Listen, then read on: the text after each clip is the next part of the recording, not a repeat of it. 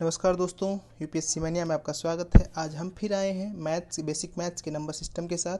तो कुछ चीज़ें हमने डिस्कस की थी पिछली वीडियो में, आगे फिर हम देखेंगे। हालांकि मैथ को लोग टफ़ कहते हैं, लेकिन चीज़ें इतनी टफ़ नहीं है यदि आप मेहनत करते हैं। Maths is the matter of exercise only ना। तो जैसे कि आप एक प्रसिद्ध शेर आप सुने होंगे, सरफरोशी की तमन्ना अब हमारे दिल में है, देखना है जोर कितना बाजुए कातिल में है। तो चीज़ें मुश्किल कितनी भी हो, लेकिन अगर हमारे हौसले मजबूत हैं तो वो चीज़ें कुछ भी मुश्किल नहीं हैं। तो उसी हौसले के साथ हम बढ़ते हुए आगे अपने नंबर सिस्टम को बढ़ाएंगे और बेसिक मैथ्स के जो भ्रम है इसका कि मैथ्स कितना कठिन है, उसको हम मैथ चकनाचूर कर देंगे। तो अभी हम देखेंगे अभी तक हमने क्या क्या सीखा है। तो पिछले वीडियो में देखा है गणना की आवश्यकता क्यों होती है, तो आदिकाल से देखा था उसका कैसे मैथ्स का ओरिजिन हुआ था। उसके बाद देखा जातीय मान एवं स्थानीय मान और विभक्ति के नियम, जिसमें हमने देखा था कि दो से कैसे किसी कोई संख्या दो से विभक्त हो रही है कि नहीं, चार से विभक्त हो रही है कि नहीं, छः से विभक्त हो रही है कि नहीं, ऐसे दो चार पाँच छः सात आठ नौ ऐसे करके हमने देखा था 11 तक। उसके बाद भाग तत्वों के नियम देखे थे, जिसमें था हमारा भाज्य बराबर भाजक गुणे भागफल धन शेष फल। तो यानी इन चारों में से, इन चारों तत्वों में से जो कोई भी अगर तीन दिया है चौथा में निकालना है, तो वो चीज़ हमने सीखा था। ये था। आज हम ये सीखे। अब हम आगे क्या सीखेंगे, आगे हम सीखेंगे संख्या के प्रकार, कितने प्रकार की संख्याएं होती हैं और संख्या पद्धति के क्या प्रमुख सूत्र क्या हैं, और उन पर आधारित कुछ प्रश्नों को देखेंगे। फिर जानवर पर आधारित प्रश्नों को देखेंगे और इकाई अंक पर आधारित प्रश्नों को देखेंगे। फिर उसके बाद क्रमागत संख्या पर आधारित प्रश्नों को देखेंगे।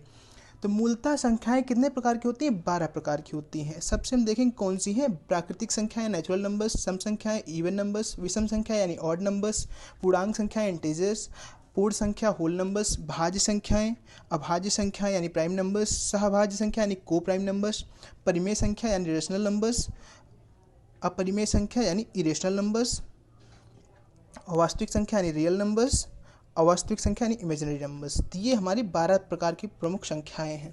अब इनको एक एक करके देखेंगे। तो प्राकृतिक संख्याएं क्या होती हैं? ऐसी संख्याएं जिनका गिनती में उपयोग की जाने वाली सभी संख्याएं प्राकृतिक संख्याएं कहलाती हैं। जैसे कि आपको कोई चीज़ की गणना करनी है, आपके पास कितने फल है, 5 फल है, तो 1 2 3 4 5। तो ये 5 का जो प्रयोग हुआ ये प्राकृतिक संख्याएं हैं। इसका उदाहरण क्या है? 1 2 3 4 5 ऐसे अनंत तक आप गिनते चले जाइए, सारी प्राकृतिक संख्याएं हैं। सम संख्याएं क्या है? Even numbers. ऐसी प्राकृतिक संख्याएं जो 2 से पूर्णतः विभाजित होती हैं उन्हें सम संख्याएं कहते हैं। जैसे 2 4 6 8 10, इनको सबको डिवाइड करेंगे 2 से तो कम्प्लीटली डिवाइड हो जाएंगे, तो ये सम संख्याएं यानी इवन नंबर्स हो गई। अगला क्या, कौन सी संख्या आपकी? विषम संख्या यानी ऑड नंबर्स। तो ऐसी प्राकृतिक संख्याएं जो 2 से पूर्णतः न विभाजित हों उन्हें विषम संख्याएं कहते हैं, ऑड नंबर्स। जैसे कि देखो 1 3 5 7 9 11, तो ये 2 से नहीं डिवाइड होंगी। हम 3 को लेते हैं, 2 1 जा 2, एक रिमाइंडर रह गया। 7 को लेते हैं, 2 3 जा 6, एक रिमाइंडर रह गया। 11 को लेते हैं, 2 5 जा 10, एक रिमाइंडर रह गया। तो मतलब ये ऐसी संख्याएं जो 2 से कम्प्लीटली ना डिवाइड हों उनको विषम संख्या या ऑड नंबर्स बोलते हैं। अगला है पूर्णांक संख्या यानी इंटीजर्स।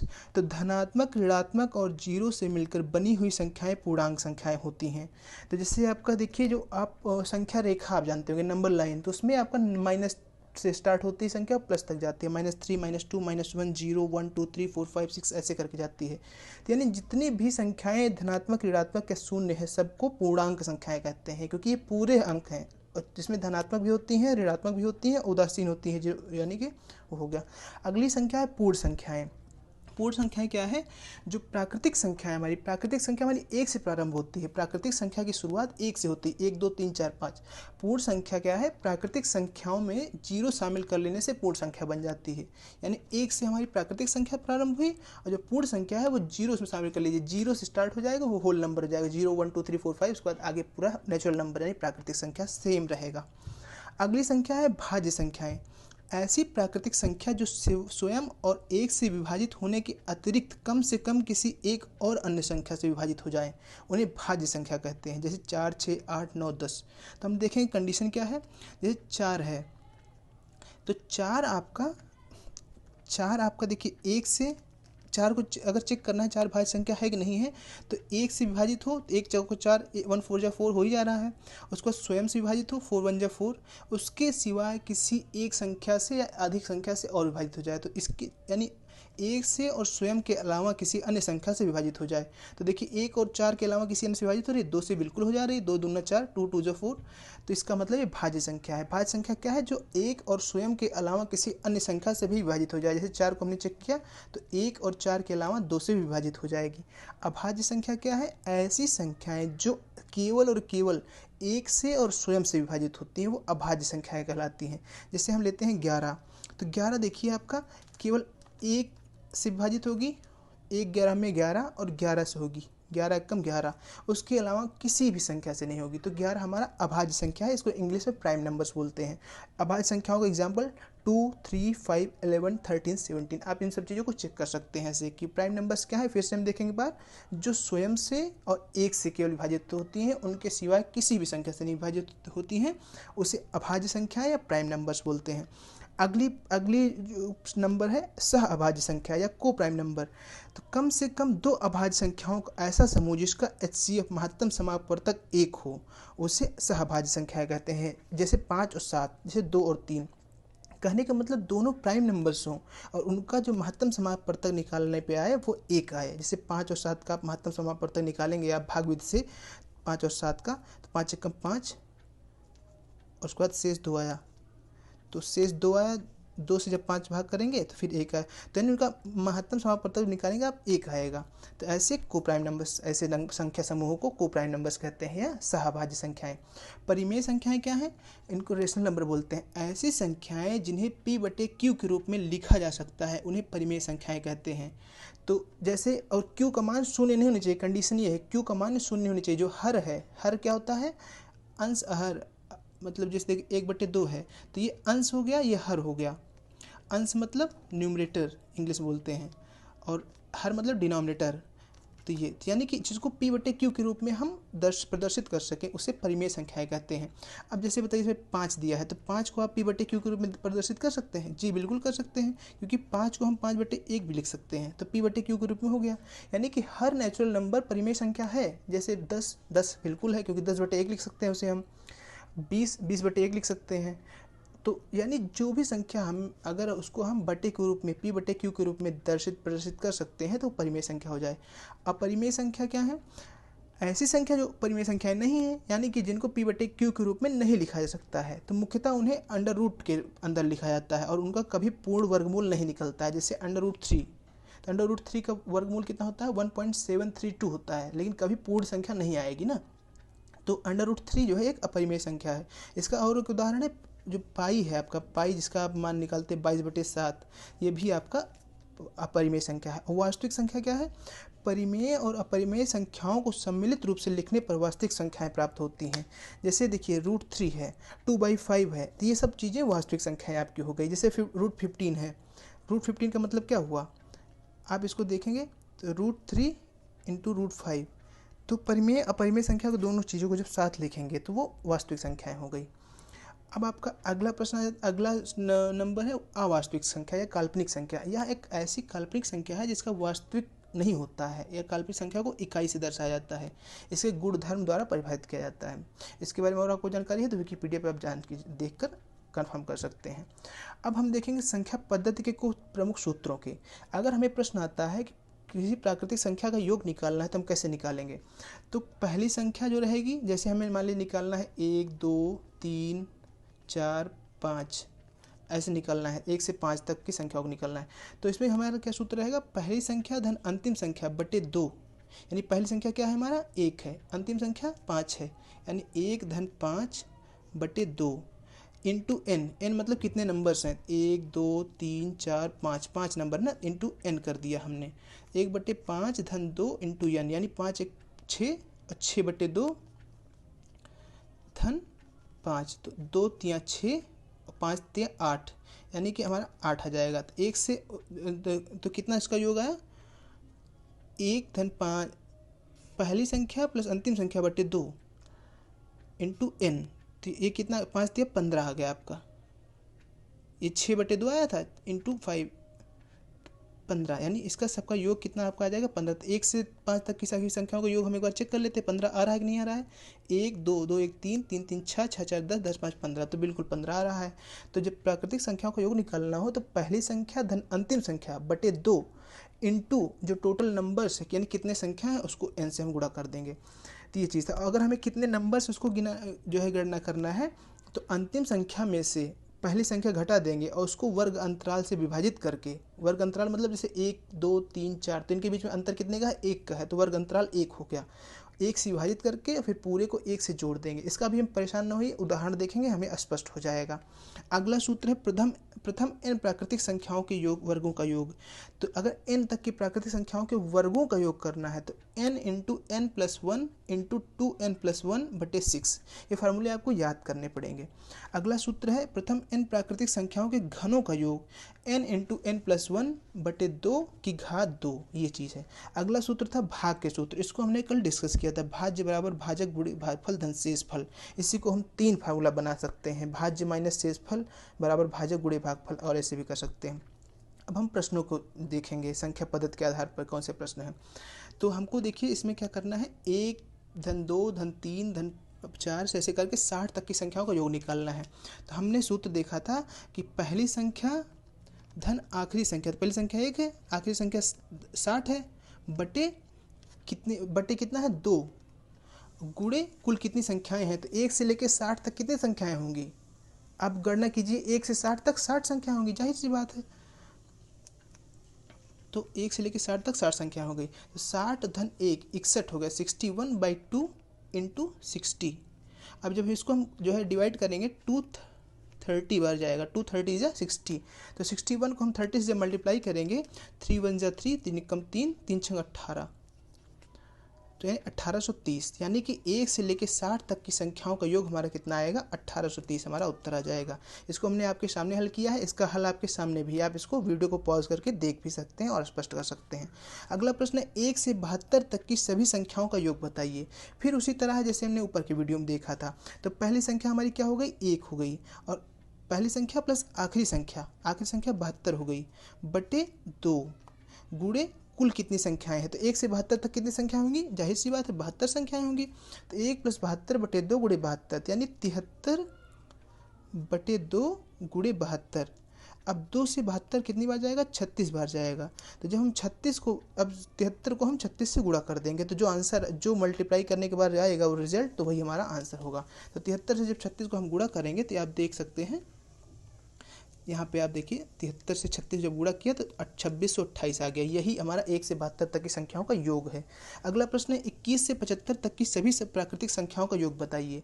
इसमें थोड़ा सा इन्होंने ट्विस्ट कर दिया है। अभी तक हम क्या निकाल रहे थे कि 1 से 75 तक, 1 से 60 तक, 1 से 72 तक, लेकिन अब इन्होंने 21 से 75 तक कर दिया है, यानी कि 1 से 20 तक की जो संख्या है उसको निकाल दिया है। सूत्र हमारा क्या था, प्रथम संख्या यानी 21 प्लस लास्ट संख्या यानी 75 बटे 2 गुणे कुल कितनी संख्याएं हैं। तो 21 से 75 के बीच में कितनी संख्याएं हैं, ये चीज़ हमको निकालना है।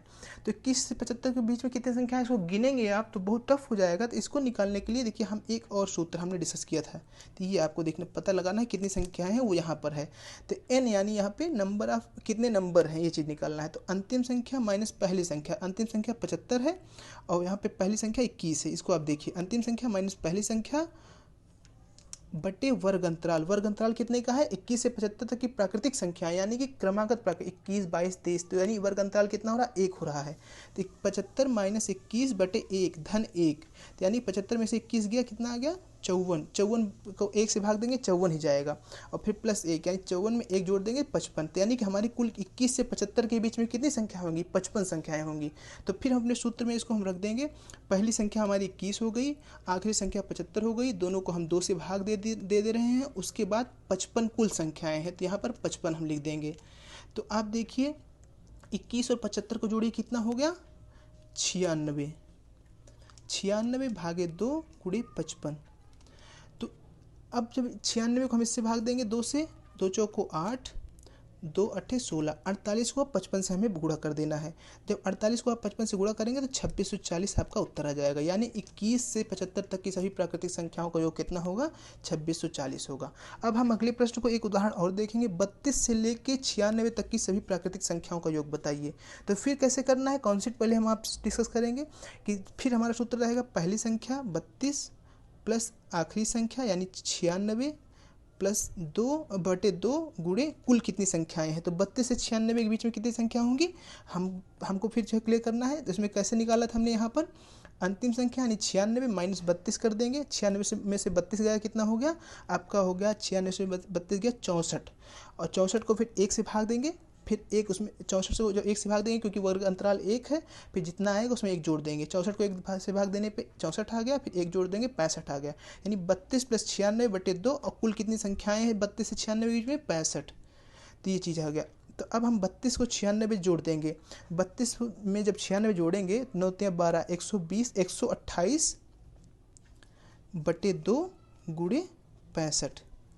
तो 128 से इसको 2 से भाग देंगे, 2 × 12 2 × 8, 64 गुणे 65। अब जो है जो हल करने पे आएगा उसे ही उत्तर होगा। तो अब देखेंगे हम 64 गुणे 65 के जो योग है जो है हल करने पे आएगा 4160 आएगा। तो हमारा आपका जो 32 से लेकर 96 तक की संख्याओं का योग कितना आ जाएगा? 4160। तो ये हमारा इस तरह से उत्तर आया। फिर आपके लिए का जो है ये आपका गृह कार्य है, या फिर वीडियो को पॉज करके आप तुरंत सॉल्व कर सकते हैं। आपको सवाल लगाना है 45 से 120 तक की सभी प्राकृतिक संख्याओं का योग बताइए। फिर से हम देखेंगे वही सूत्र है हमारा, 2 सूत्र लगेगा। पहले आपका प्रथम संख्या गुणे आखिरी संख्या यानी 45 गुणे 120/2 गुणे कुल कितनी संख्याएं हैं 45 से 120 के बीच में। तो 45 से 120 के बीच में कितनी संख्याएं हैं, इसको निकालने के लिए हमने बात किया था, ये देखिए यहाँ पे ऐसे निकाला गया है। 45 से 120 के बीच में कितनी संख्याएं हैं वो कैसे निकालेंगे, तो 76 संख्याएं हैं। यानी कि आपका 120 45 प्लस 120/2 गुणे 76, इसको जोड़ के आपको ऐसे करके इसका उत्तर निकालना है। अब हम अगले प्रश्न की तरफ चलेंगे।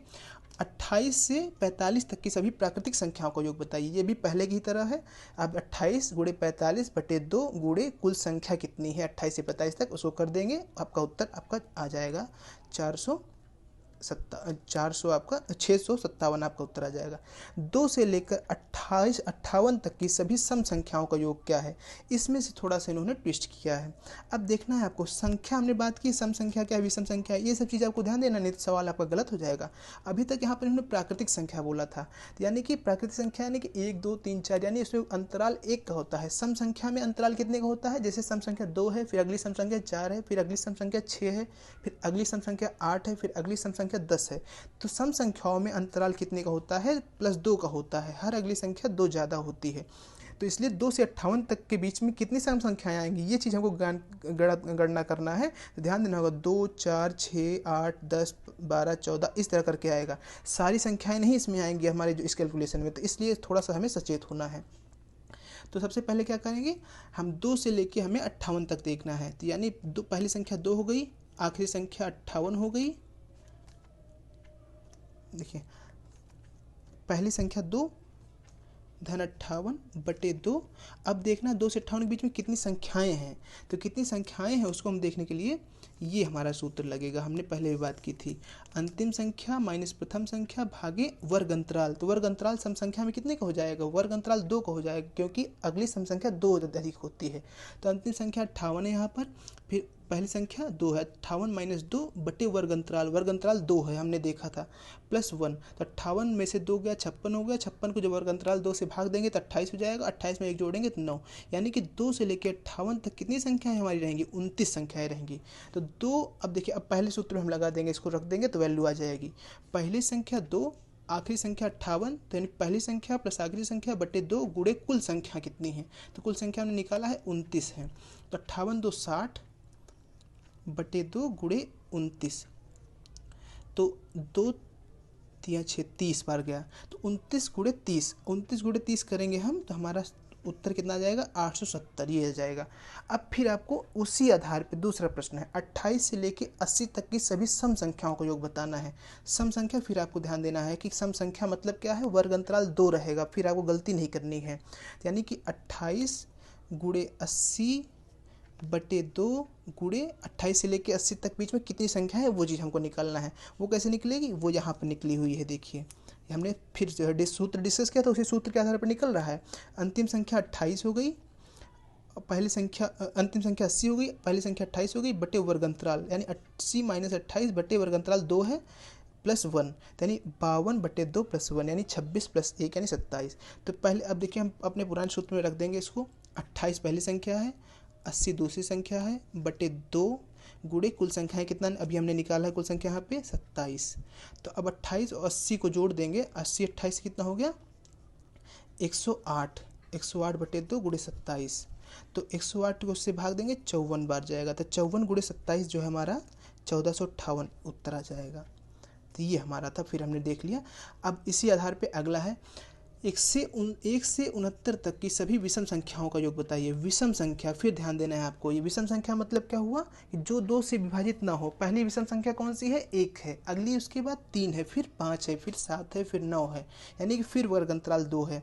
तो अब हमें देखिए हमारा मूल सूत्र क्या है कि किसी भी संख्या का योग निकालना है, किसी भी अगर कोई संख्या क्रम में है उसका योग निकालना है तो क्या करना है होता है हमें कि पहली संख्या धन आखिरी संख्या बटे 2 गुणे कुल कितनी संख्याएं हैं। तो पहली संख्या हमारी 1 है, आखिरी संख्या हमारी 69 है, बटे 2 कर दिया हमने, और फिर कुल कितनी संख्याएं हैं 1 से लेकर 69 तक के बीच में कुल कितनी संख्याएं हैं। तो 1 से 69 के बीच में तो आपकी लगभग जो है काफ़ी लगभग आपकी संख्या हो गई 69, 1 से 69 तक में 70 संख्याएं हो गई। लेकिन हमको विषम संख्या केवल निकालना है। तो विषम संख्या का मतलब क्या है कि हर दूसरी संख्या हमको लेना होगा, एक संख्या छोड़ के अगली संख्या लेना है। तो कैसे निकलेगा उसका ये सूत्र है, फिर हम देख लेंगे। अंतिम संख्या माइनस पहली संख्या बटे वर्ग अंतराल धन 1। तो अंतिम संख्या यहाँ पर 69 है, पहली संख्या 1 है, भागे 2 यानी 69 में से 1 गया 68, 68 भागे 2 यानी 34, 34 में से फिर 1 जोड़ देंगे तो यानी 35। तो यानी कुल कितनी संख्याएं हैं 1 से लेकर 69 तक कुल कितनी विषम संख्या है 35। तो अब 69 1 70, 70 बटे 2 गुणे 35। तो 2 को 35 बार जाएगा, फिर 35 गुणे 35, तो 35 गुणे 35 हमारा 1225 उत्तर आ जाएगा। ये चीज़ था। उसी तरह अब अगला प्रश्न 23 से 71 तक की सभी विषम संख्याओं का योग बताना है। तो उसी पैटर्न पे है, सेम डिट्टो है, आपको इसको वीडियो को पॉज करके स्वयं से लगाना है। और अगर आपको कोई प्रॉब्लम होती है तो आपको इससे हिंट लेने का ऑप्शन है, यहाँ पे पूरा डिस्क्रिप्शन दिया हुआ है। अगला है 1 से 80 तक की सभी प्राकृतिक संख्याओं के वर्गों का योग बताना है। अब आपको लगेगा अभी जल्दबाजी में अगर आपने वर्ग छोड़ दिया तो आपका सवाल पूरा गलत हो जाएगा। तो प्रश्न को पहले बारीकी से पढ़ना है। तो 1 से 80 तक की सभी प्राकृतिक संख्याओं का योग नहीं लगाना। अभी तक हम प्राकृतिक संख्याओं का योग कर रहे थे, लेकिन अब हमें वर्गों का योग करना है। तो वर्गों के योग के लिए हमने क्या देखा था, देखिए ये सूत्र था आपका कि किसी भी क्रमागत प्राकृतिक संख्याओं के वर्गों का योग के लिए क्या था, n into n plus 1 into 2n+1 divide by 6। तो n यानी हमारा कितना है, n मतलब जितनी संख्याएं हैं, 80 संख्याएं हैं, 80 तक की संख्याएं हैं। तो n इंटू n+1 यानी n 80 इंटू 80 + 1 यानी 81 इंटू 2n+1, 2n यानी कि 2 इंटू 80 यानी 160 प्लस 1 161 भागे 6। तो इतना हमको करना है, इसी को हल कर लेंगे, आपका उत्तर आपके सामने होगा। तो अब हम इसको भाग देते हैं 2 से, 2 3 6 और 40 बार गया ये। फिर 3 से इसको भाग देंगे हम, 2 3 दूना 6, 3 7 21 27 बार गया। फिर उसके बाद जब 40 को आप 27 से और 161 से गुणा करेंगे तो 1,73,880 आपका उत्तर आपके सामने रखा होगा। ये था। अगला प्रश्न है 1 से 32 तक की सभी प्राकृतिक संख्याओं के वर्गों का योग बताइए। फिर उसी तरह आपको वर्गों का योग बताना है। सूत्र सेम होगा, सारी चीज़ सेम होगी, केवल वैल्यू बदला हुआ है। तो आपको देखिए फिर यही सूत्र लगा देना है। इसी सूत्र पे n का मतलब क्या है 32 तक की, यानी n की वैल्यू हमारी कितनी हो जाएगी 32। तो n की वैल्यू इसी में 32 रख देना है। सूत्र क्या होगा n into n+1 into 2n+1 divide by 6। इसी सूत्र में जैसे ही आप n की वैल्यू रखेंगे आपका सारी 32 तक की संख्याओं के वर्गों का योग आपके सामने रखा होगा। अगला प्रश्न है 1 से 10 तक की सभी प्राकृतिक संख्याओं के वर्गों का योग बताइए। फिर उसी तरह है n into n+1 into 2n+1 divide by 6। तो n की वैल्यू यहाँ पे क्या हो जाएगी 10 तक की, यानी n की वैल्यू 10 हो जाएगी। अगला प्रश्न है 1 से 18 तक की सभी प्राकृतिक संख्याओं के वर्गों का योग बताइए। फिर सेम का सेम प्रश्न है, वर्गों का योग बताना है हमें प्राकृतिक संख्याओं की।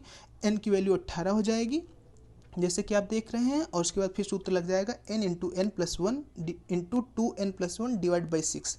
n की वैल्यू आप 18 रखेंगे, उत्तर आपके सामने होगा, उत्तर आ जाएगा 2109। अगला प्रश्न है 20 से लेकर 70 तक की सभी प्राकृतिक संख्याओं का योग बताइए। इसमें थोड़ा सा इन्होंने ट्विस्ट किया है पहले की तरह। अभी तक हम 1 से लेकर स्टार्ट करते थे, लेकिन अभी तक अब कितना करते हैं, 20 से करते हैं, यानी 20 से लेकर 70 तक की करना है। तो क्या करेंगे, सबसे पहले n की वैल्यू कितनी हो गई हमारी, 70 हो गई। तो n की वैल्यू 70 हो गई,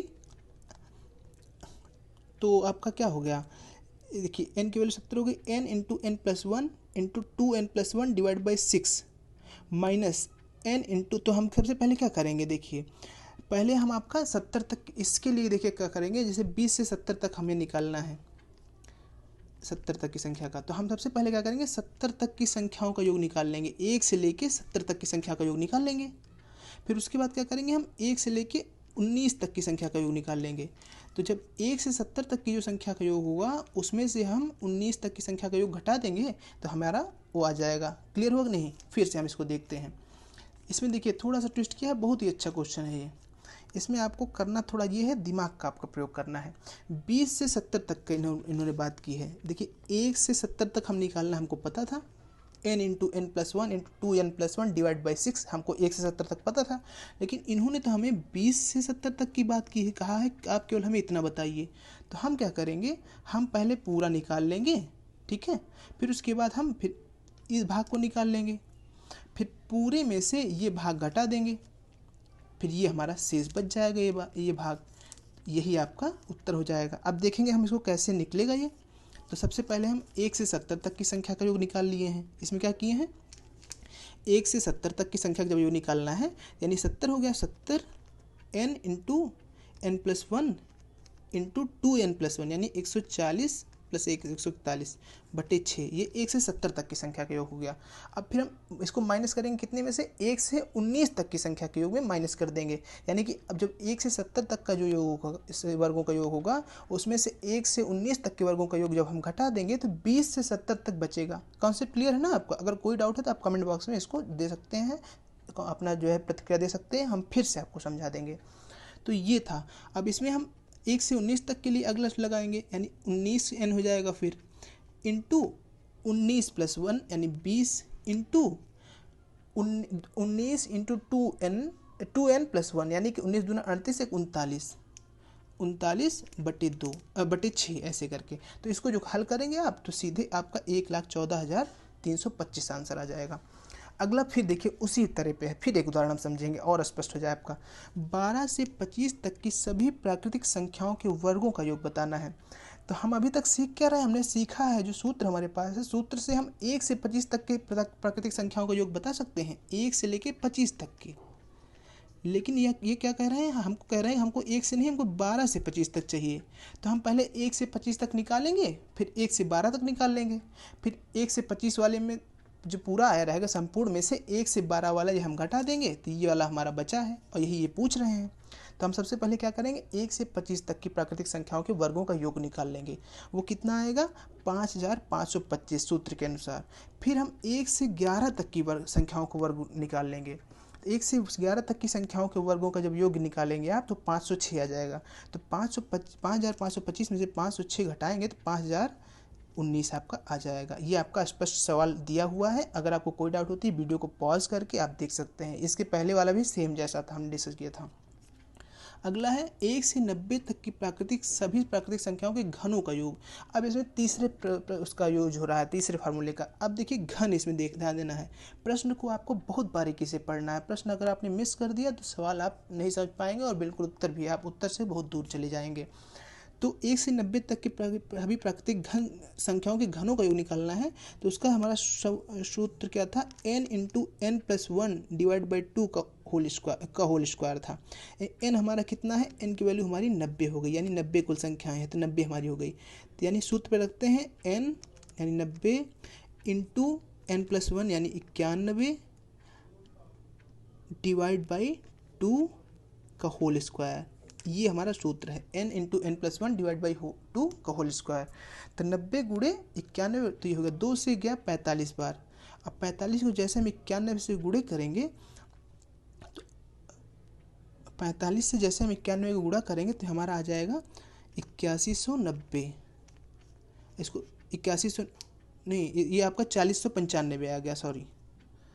इसको जैसे आप करेंगे 4095 आपका, यानी 4095 आ गया।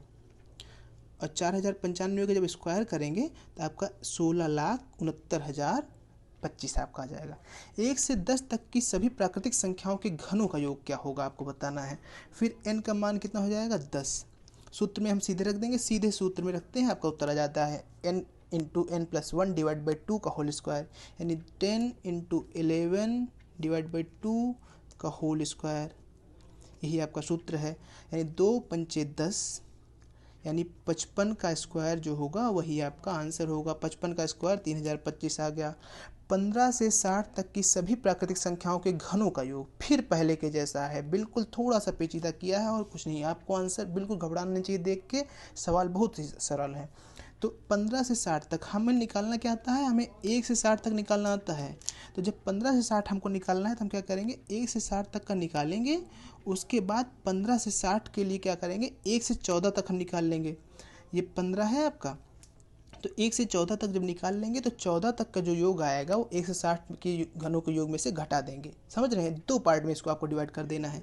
जब 15 से 60 पूछे वो, तो 1 से 60 तक आपको निकालना है, उसके बाद आपको 1 से 14 तक निकालना है। तो 1 से 60 तक की संख्याओं के घनों का जो योग रहेगा उसमें से 1 से 14 तक की संख्याओं के घनों को योग घटा देना है।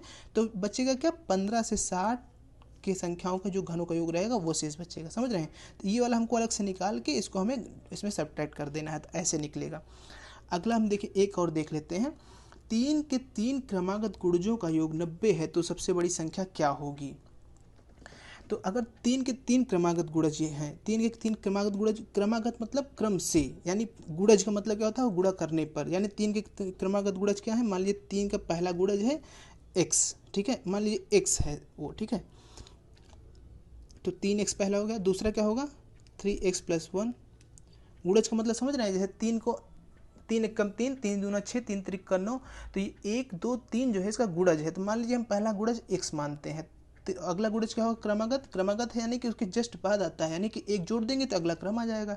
3x हो गया, फिर 3x प्लस 1 हो गया, फिर अगला क्या हो जाएगा 3x प्लस 2। तो ये 3 संख्याएँ हो गई, ठीक है। अब इनका आपको बोलना है, इनका बता रहे हैं योग 90 है तो सबसे बड़ी संख्या क्या होगी। तो इनको हम सबको जोड़ देंगे। 3x, देखिए इसमें क्या है, 3x plus 3x plus 1 plus 3x plus 2 बराबर 90। ये इन्होंने स्टेटमेंट में कह दिया है क्वेश्चन में सीधे कि तीनों संख्याओं 3 के 3 क्रमागत गुणजों का योग 90 है। तो क्रमागत गुणज कौन से हो गए, पहला 3x हो गया, पहला 3x धन 1 हो गया, फिर ये दूसरा था, फिर तीसरा क्या होगा 3x प्लस 2 हो गया। इनका जब योग करेंगे तो हमारा कितना आएगा 90। अब इसको हम जब सॉल्व करेंगे, ब्रैकेट को खोलेंगे, 3x प्लस 3x प्लस 3, फिर 3x plus 6 is equal to 90। फिर इनको देखेंगे हम, जो x वाले वैल्यू सबको जोड़ लेंगे, 3x 3x 3x यानी 9x हो गया, और हुआ 3 और 6 9, यानी 9x धन 9 बराबर 90। फिर 9x बराबर 90 में से 9 गया 81 हो गया, यानी x बराबर 9 हो गया। जब x की वैल्यू हम 9 रख देंगे तो ये इसमें कितना आ गया, इसकी वैल्यू 9 रखती है तो 9 त्रिक 27। यहाँ पे फिर x की वैल्यू 9 है तो x प्लस 1 था, 9 प्लस 1 10 हो गया, यानी 10 या 30, और ये फिर 33 हो गया। तो सबसे बड़ी संख्या कौन सी इसमें हो गई, 27 30 और 33 में सबसे बड़ी संख्या कौन सी है, जाहिर सी बात 33 है, उत्तर आपका आ जाएगा। अब अगला हमारा प्रश्न जो होगा वो जानवरों पर आधारित होगा। जानवरों पर आधारित प्रश्नों को हल करने से पहले हम थोड़ा सा जानवरों के बारे में बेसिक जानते हैं, लेकिन ध्यान देना है कि हमको कहाँ पर गौर करने की आवश्यकता है। तो जो जैसे 4 पैर वाले जानवर जो होंगे, उनके अगर हमें पैर दिए हैं, जैसे 4 पैर वाले जो जानवर हैं उनकी संख्या निकालना है, तो पैर बटे 2 माइनस सिर। तो जैसे 4 पैर वाले जानवर हैं तो क्या करना है, 4 पैर हैं यानी कि 4 पैर, अगर 4 पैर वाले जानवर हैं तो जितने पैर रहेंगे उसका 2 से भाग देंगे, यानी कि 4 पैर के जानवर हैं तो 2 से भाग दिए, 2 पैर बचे, और 1 सिर घटा देंगे, कितने सिर वो कर देंगे। और 2 पैर वाले जानवरों की संख्या क्या रहेगी, सिर कितने हैं माइनस 4 पैर वालों की संख्या, ये चीज़ करना है। अब हम चलेंगे, देखेंगे कुछ प्रश्नों को देखेंगे। एक गडरिया है, वो अपनी भेड़ें चरा रहा है। यदि ज़मीन पर पैरों की कुल संख्या 230 है और सिरों की संख्या 60 है तो बताएं उसके पास भेड़ों की कुल संख्या कितनी है। तो देखिए, अब भेड़ चरा रहा है। अब भेड़, आपको पता है कि भेड़ के कितने पैर होते हैं, 4 पैर होते हैं भेड़ के, यानी 4 पैरों वाले जानवर हैं। तो पैरों की संख्या कुल कितनी है, 230 है और सिरों की संख्या 60 है। तो 4 पैर वाले जानवरों की संख्या आपकी कितनी होती है? पैर बटे 2 ऋण सिर, यानी कि 230 जब था 230 पैर है जब 4 पंचे 20 और जो है आपका 220 जब सिर 230 पैर 230 पैर हैं कुल। तो 4 पैर वाले जानवरों की संख्या कितनी होगी? पैर बटे 2 ऋण सिर, यानी कि 230 पैर हैं। तो भेड़ों की कुल संख्या आपको बताना है। 230 पैर हैं तो यानी कि 2 से भाग देंगे, यानी 115 आ गया। ऋण सिर कितने हैं? सिर जो है आपके 60 हैं। तो 115 माइनस 60 यानी 55 भेड़ें हैं। ठीक है, 55 भेड़ें हैं। तो बाकी शेष कुछ दूसरे जानवर होंगे। ठीक है, ये चीज़ था। एक पेड़ पर कुछ तोते बैठे हैं और पेड़ के नीचे कुछ बकरियां घास चढ़ रही हैं। तो सिरों की संख्या 35 है और पैरों की संख्या कुल 90 है। तो बताइए तोते और बकरियों की कुल संख्या कितनी होगी? तो देखो इसमें 2 चीज़ ध्यान देना है। तोतों के कितने पैर होते हैं? 2 तोते के, और बकरी के 4। तो 4 पैर वाले जानवरों की संख्या निकालने के लिए हमने क्या सूत्र देखा था कि पैर कितने होंगे बटे 2 और ऋण सिर की संख्या कितनी होगी। तो 4 पैर, देखो पैर कितने हैं कुल? पैरों की संख्या 90 है। तो कुल जितने हैं, कुल संख्या, जब कुल जानवरों की संख्या दी गई हो तो 90 बटे 2 और ऋण सिर कितने हैं? 35। तो ये 45 हो गया और 45 में से 35 गया 10। तो 10 4 पैर वाले जानवर हैं और शेष जो बचेंगे वो आपके देखिए। तो जब 10 4 पैर वाले जानवर हैं और शेष जो बचे, क्योंकि 35 कुल संख्या है सिरों की, तो 35 में से 10 घटा देंगे आप 25 आ जाएगा। तो ये चीज़ था। तो ये जानवर संबंधित था। ये चिड़िया और चूहे कबूतर है चीज़। तो आपको ध्यान देना है, सूत्र हमने देखा है। 4 पैर वाले जानवरों की संख्या कैसे निकाली जाएगी, 2 पैर वाले जानवरों की संख्या कैसे निकाली जाएगी। बस अंतर आपको ध्यान देना है ये कि कौन से जानवर के 2 पैर हैं, कौन से जानवर के 4 पैर, इस चीज़ को गौर करते हुए आपको निकालना है। अगला प्रश्न है संख्याओं पर आधारित प्रश्न। अगले प्रकार का प्रश्न है, किसी संख्या का 2/3 का 3/4 का 4/5 यदि 420 है तो वह संख्या क्या होगी? का मतलब क्या होता है? का मतलब होता है गुणा। आप यही जब आप समझ जाएंगे तो आपका सवाल खुद ही आपको उत्तर की तरफ ले चलेगा। तो क्या मतलब हुआ? 2/3 का यानी 2/3 लिख दिया हमने। का यानी गुणा, 3/4 का, फिर का यानी गुणा, 4/5। अगर इतना जो है वो कितने के बराबर है? 420 के बराबर है। एक संख्या मान लीजिए x है, उसका इतना 420 के बराबर है। तो हमारा x का वैल्यू क्या होगा?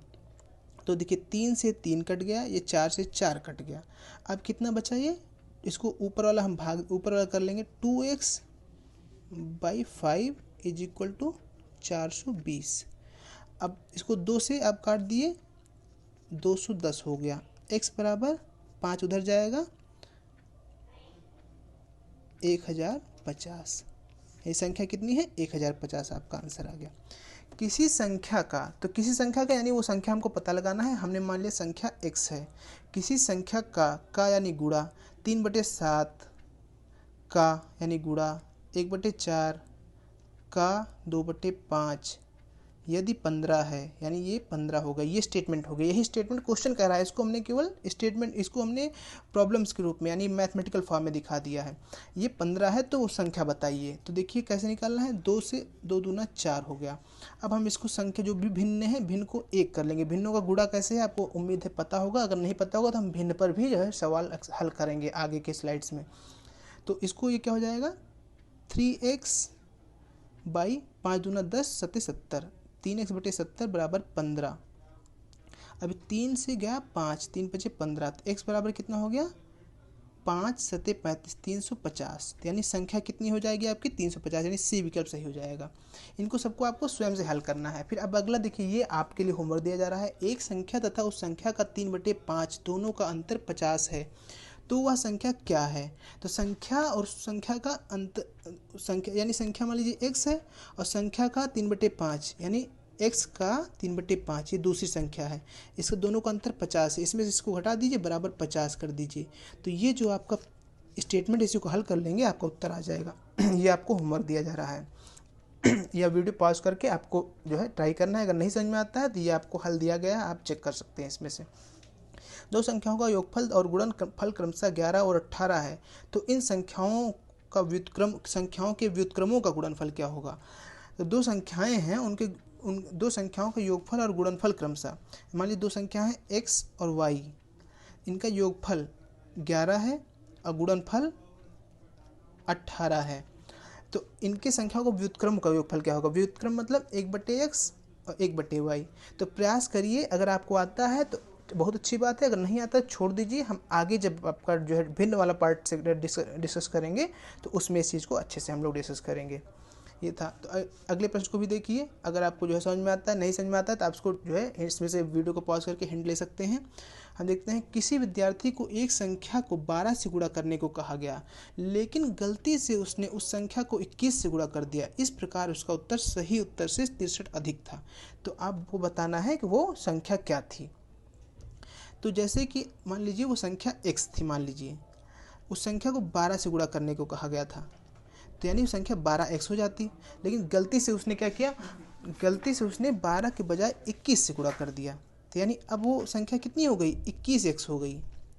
होना चाहिए था उसको 12x, लेकिन 21x हो गई, तो यानी कि अंतर हमारा कितना आ रहा है, 63 अधिक आ गया।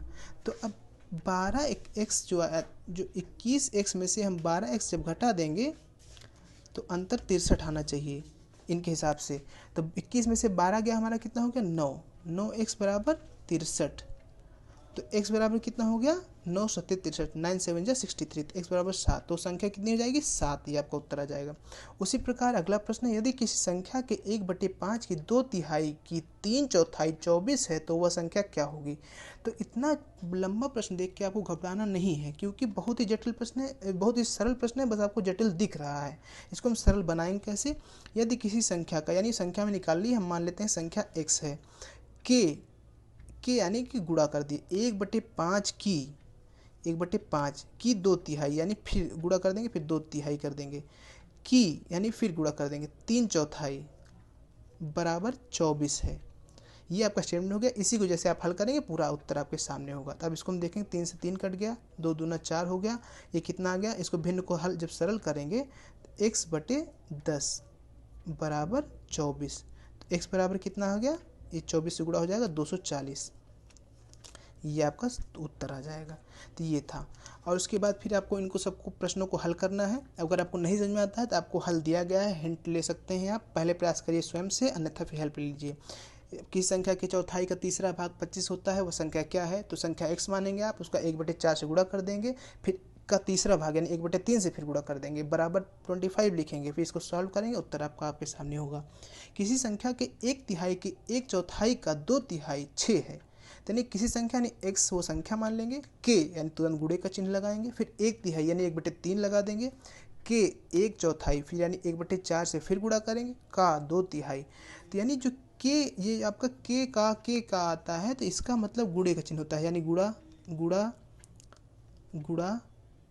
तो यानी इन चीज़ों को किसी संख्या, तो संख्या की जगह पर हमने x लिख दिया, k की जगह पर गुणा लिख दिया, 1/3 की जगह पर 1/3 लिख दिया, फिर k की जगह गुणा लिख दिया, फिर 1/4 की जगह पर 1/4 लिख दिया, फिर का की जगह पर गुणा लिख दिया, फिर 2/3 की जगह पर 2/3 लिख दिया, बराबर 6।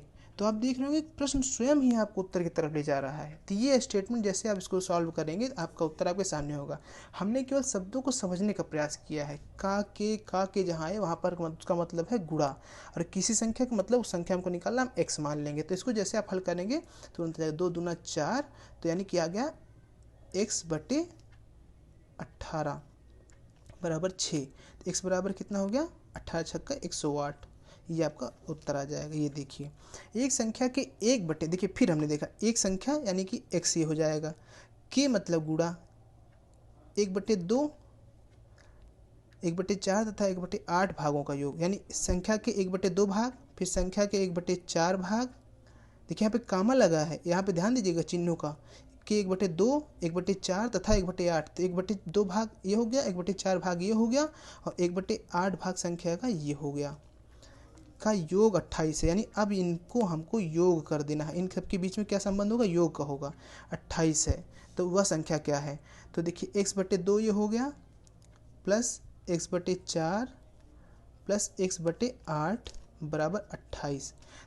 तो ये है, इसी को आप हल कर लेंगे, आपका उत्तर आ जाएगा। इसमें थोड़ा सा लघुत्तम समापवर्तक और एलसीएम का भी मामला है। आपको आता हो तो बहुत अच्छी बात है, नहीं आता है तो आपको हिंट दी गई है, इससे सहायता लीजिए। नहीं तो अगला जब चैप्टर हम पढ़ेंगे एलसीएम एचसीएफ लघुत्तम समापवर्तक, तो उसके बाद हम इसको हल करने में और सक्षम होंगे। अगला प्रश्न है, यदि किसी संख्या का 1/4 72 है तो उस संख्या का 2/3 कितना होगा। किसी संख्या यानी तुरंत हम समझेंगे x का मतलब गुणा हो गया 1/4, यानी x का 1/4 कितना है, 72 है। तो उस संख्या का 2/3 कितना होगा। पहले हम संख्या निकाल लेंगे। 1/4 जब 72 है तो ये 4 उधर गुणा कर जाए, यानी कि संख्या कितनी होगी, 72 गुणे 4 हो गई। तो उसका 2/3 यानी संख्या का 2/3 कितना होगा। तो 72 गुणे 4 का 72 गुणे 4 का 72 गुणे 4 का 2/3 कितना होगा। तो 3 से जब भाग देंगे हम 72 को, 3 दूना 6, 3 चौक 12, 24 गुणे और 8, 24 गुणे 8 कितना हो गया आपका 192 आ जाएगा उत्तर।